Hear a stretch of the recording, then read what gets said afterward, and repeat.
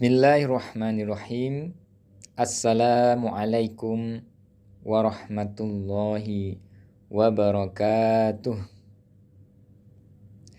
Innal hamdalillah nahmaduhu wa nasta'inuhu wa nastaghfiruh wa na'udzu billahi min syururi anfusina wa min sayyiati a'malina.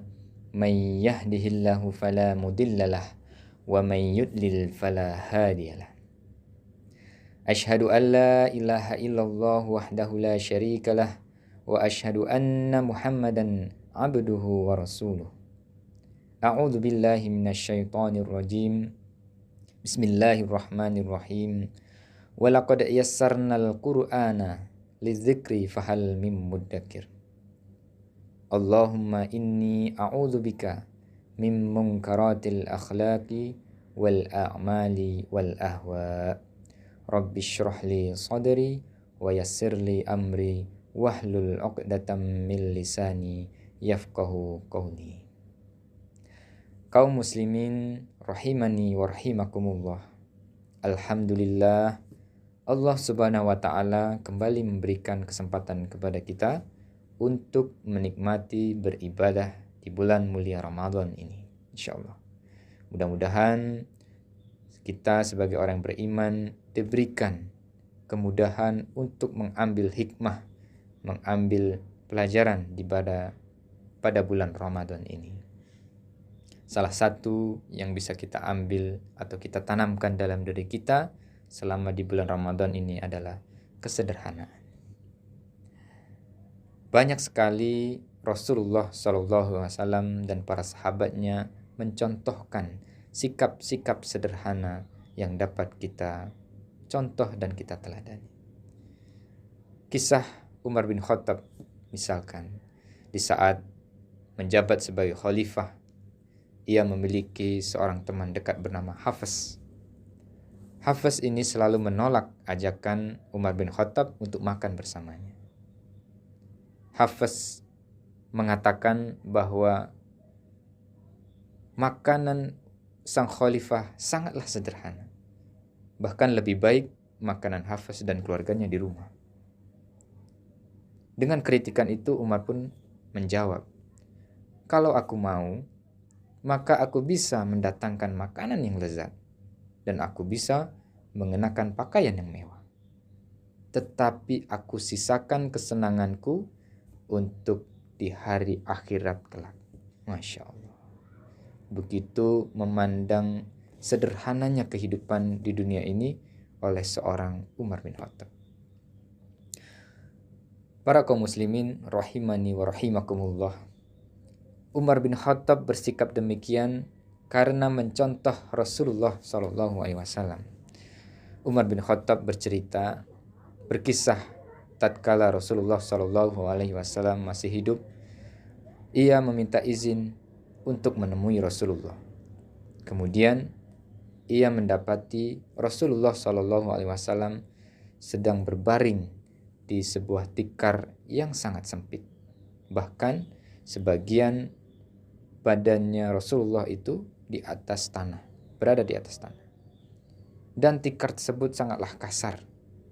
Kemudian Rasulullah juga berbantalkan pelepah kurma yang tentu juga sangat kasar dan keras. Mendapati hal itu, Umar bin Khattab pun menangis terharu, menangis sedih, menangis tertegun dengan keadaan Rasulullah saat itu. Sehingga membuat Rasulullah bingung. Wahai Umar, mengapa engkau datang dan engkau langsung menangis? Rasulullah kebingungan melihat Umar bin Khattab menemuinya kemudian menangis. Maka Umar pun menjawab, ya Rasulullah, bagaimana aku tidak menangis? Bagaimana aku tidak prihatin melihat keadaanmu bahwa engkau ini adalah seorang Rasulullah. Engkau adalah orang yang paling mulia. Engkau adalah orang yang dikasihi oleh Allah Subhanahu wa taala. Sedangkan engkau hanya tidur beralaskan tikar yang membekas di badanmu ya Rasulullah. Begitu terharunya Umar bin Khattab terhadap keadaan Rasulullah yang sangat sederhana tersebut. Kemudian Umar pun menambahi, sementara ya Rasulullah, para raja yang di luar sana, ia memiliki singgasana yang mewah, ia memiliki tempat tidur yang empuk, ia memiliki bantal yang berbahan sutra yang sangat lembut. Tetapi mengapa engkau ya Rasulullah, derajatmu lebih tinggi dari mereka, tetapi engkau hanya memiliki tempat tidur, alas tidur yang sedemikian sederhana. Maka perhatikan bahwa Rasulullah bersabda, innama mathali wa mathalud dunya kamathali raqibin dhalla tahta syajarin thumma raha wa tarakaha. Sesungguhnya perumpamaanku dan perumpamaan dunia ini ialah seperti pengendara, seperti seorang musafir yang kemudian berteduh di bawah pohon, kemudian setelah istirahat, kemudian ia meninggalkan pohon tersebut. Masya Allah. Begitu Rasulullah mengajarkan kepada kita untuk memandang sederhana kehidupan dunia ini. Memandang sebentarnya kehidupan di dunia ini layaknya seseorang musafir yang istirahat sejenak di bawah pohon. Kemudian ia tak lama meninggalkan pohon tersebut. Kemudian Allah Subhanahu wa taala mengingatkan kita dalam surat Al-Ghafir ayat 39, ya qaumi innama hadhil hayatud dunya mata' wa innal akhirata hiya darul qarar. Sesungguhnya kehidupan ini hanyalah kesenangan sementara, hanyalah kesenangan sesaat, dan sesungguhnya akhirat itu adalah negeri yang kekal abadi, kehidupan yang kekal, kehidupan yang tanpa batas, kehidupan yang sebenarnya. Mudah-mudahan Allah Subhanahu wa taala senantiasa memberikan hidayah kepada kita sehingga kita diberi kesadaran bahwa dunia ini hanyalah sederhana, hanyalah sebentar. Jadi janganlah menjadi prioritas utama yang kita kejar, yang kita penuhi semua kebutuhan di dunia ini. Tetapi marilah kita persiapkan bekal-bekal yang akan kita bawa kepada kehidupan yang sesungguhnya, kehidupan yang kekal abadi. Insyaallah. Amin ya rabbal alamin.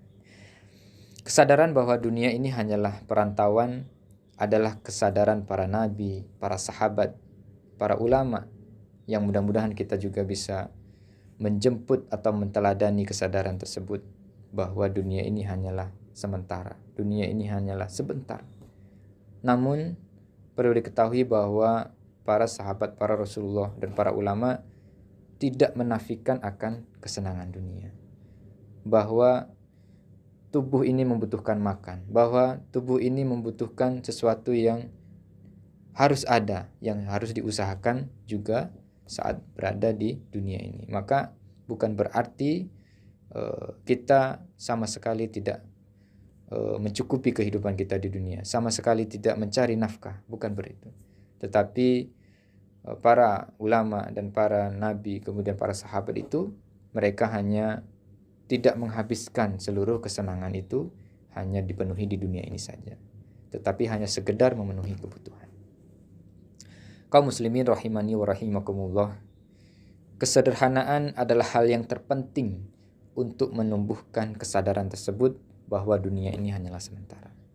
Dan kesederhanaan baru akan terwujud kala kita menyadari bahwa hidup di dunia ini hanyalah persinggahan, hanyalah perjalanan sesaat dari perjalanan panjang kita menuju kehidupan kekal abadi di akhirat kelak. Hidup sederhana bukanlah diartikan sebagai hidup yang susah, hidup yang melarat, tetapi hidup yang mengerti, memposisikan diri dan menempatkan diri paham bagaimana keinginan dan bagaimana kebutuhan itu. Mampu membedakan mana yang keinginan dan mana yang kebutuhan. Sehingga kebutuhan itu menghadirkan sesuatu yang memang dibutuhkan untuk kita bisa kuat untuk beribadah, maka kita butuh makan.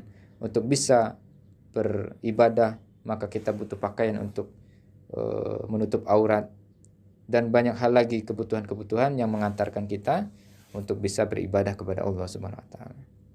Berbeda dengan keinginan yang kita menginginkan makanan yang lezat, pakaian yang mewah, kendaraan yang mewah, rumah yang megah, maka kalau keinginan tersebut kita turuti, pasti tidaklah kita akan menemukan titik ujung daripada hasrat, karena hakikatnya hasrat tak pernah puas jika selalu diperturutkan. Maka mudah-mudahan kita senantiasa diberikan kesadaran untuk memandang bahwa kehidupan di dunia ini hanyalah mencari kebutuhan, bukan memenuhi semua keinginan. Suatu ketika Rasulullah SAW dan dua sahabatnya, Abu Bakar dan Umar, bertamu kepada salah satu sahabat Rasulullah bernama Abu Ayyub Al-Ansari. Mendapati tamu agung, maka Abu Ayyub Al-Ansari pun menyembelih seekor kambing guna memuliakan tamu agung, yaitu Rasulullah dan dua sahabatnya. Kemudian mengambil kurma langsung dari pohonnya untuk disuguhkan kepada Rasulullah, dan menu-menu lainnya yang disuguhkan untuk memuliakan tamu agung Rasulullah dan para sahabatnya ini. Maka mendapati hidangan yang sangat mewah tersebut, Nabi menyebut semua makanan yang terhidang. Ada daging kambing, ada roti, ada kurma matang, kurma segar, kurma muda. Kemudian terlihat air matanya mengenang di pelupuk mata Rasulullah SAW. Beliau pun berkata, "Demi zat yang diriku ada di tangannya, inilah nikmat yang akan diminta pertanggungjawabannya kelak di hadapan Allah pada hari kiamat." Masya Allah. Di saat Rasulullah akan menikmati sebuah hidangan, di situ Rasulullah masih mengingat akan hisab terhadap kenikmatan yang akan Rasulullah nikmati tersebut. Kemudian Rasulullah SAW setelah mengatakan tersebut, membaca surat At-Takasur ayat terakhir, "Tsumma latus'alunna yauma idzin 'anin na'im." Kemudian kamu pasti akan ditanyai pada hari itu tentang kenikmatan. Begitulah Rasulullah mengajarkan kepada kita untuk senantiasa berhati-hati terhadap kenikmatan-kenikmatan yang kita rasakan di dunia ini, karena pada hakikatnya kenikmatan yang dirasakan di dunia ini pasti Allah akan minta pertanggungjawabannya, pasti Allah akan hisab. Maka dari itu mudah-mudahan kita senantiasa memanfaatkan kenikmatan yang diberikan oleh Allah selama di kehidupan di dunia ini untuk senantiasa menjadi fasilitas kita untuk mendekatkan diri kepada Allah Subhanahu wa taala.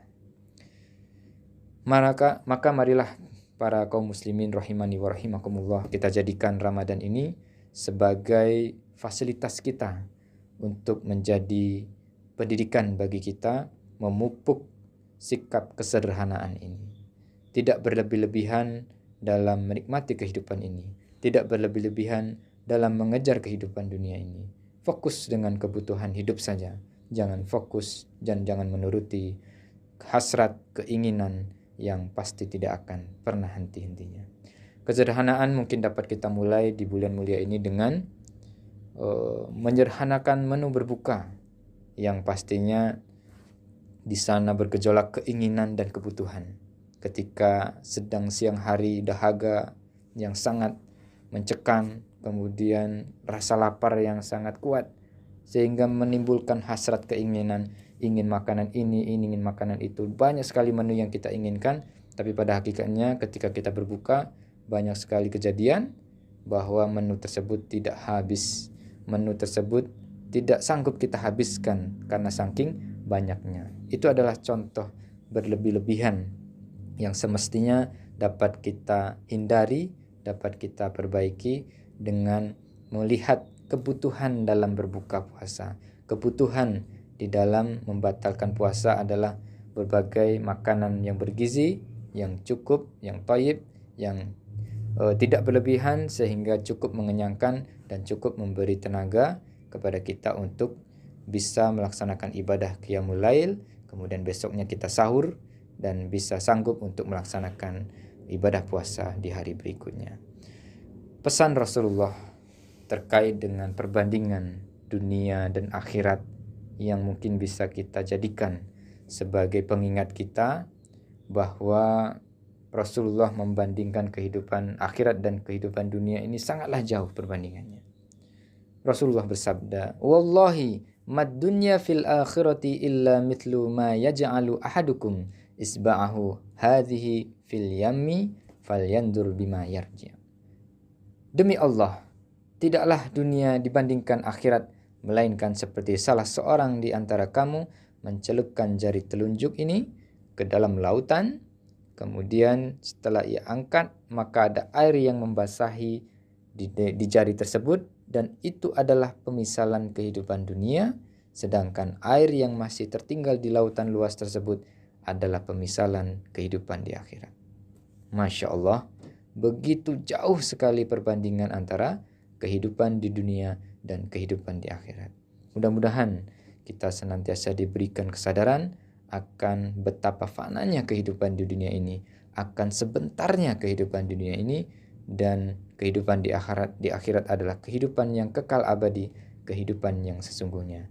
Mudah-mudahan ketika kita diberjumpakan dengan kehidupan yang kekal abadi tersebut, kita dapat memiliki bekal yang cukup. Kita dapat memiliki tiket untuk masuk ke sebuah tempat yang mulia bernama surga. Amin ya rabbal alamin. Demikian yang dapat disampaikan, mudah-mudahan menjadi pengingat bagi saya pribadi dan bagi para kaum muslimin pada umumnya. Wallahu alam bisawab. Subhanakallahumma wa bihamdika asyhadu an la ilaha illa anta astaghfiruka wa atubu ilaik. Wassalamualaikum warahmatullahi wabarakatuh.